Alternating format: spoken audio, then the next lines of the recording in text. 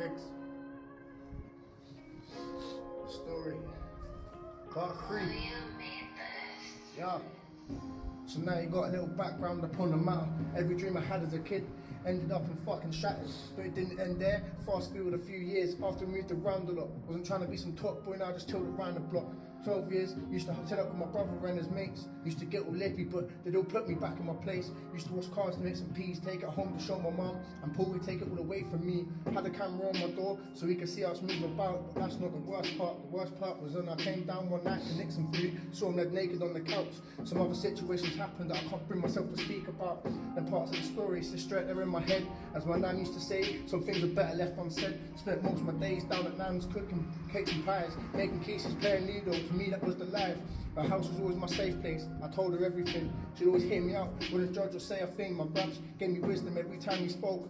He told me, son, you gotta keep focused and play the way you wanna go. Don't let nobody hold you back, I can't lie. I heard him out, but that isn't exactly what I did. Went out on the streets with my mates and got into loads of shit. Police chases, too much ASP. 12 years old, pressure surrounded me, so I smoked my first bit of weed.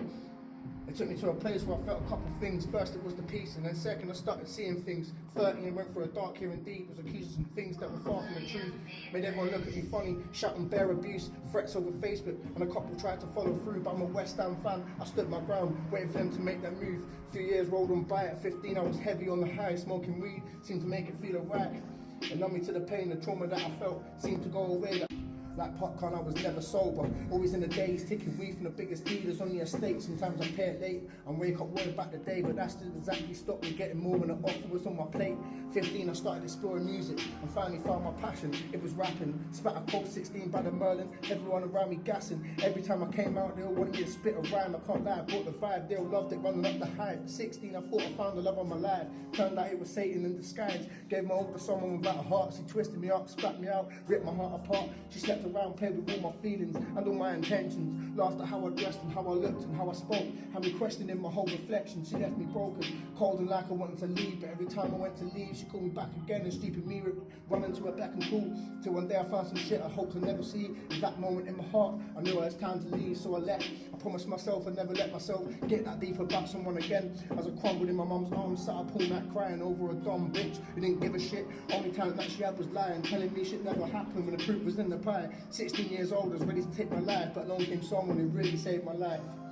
That's part 3 done and dusted. I know you want to hear more. Same time next week. Yeah. See you all when it's time to drop part 4.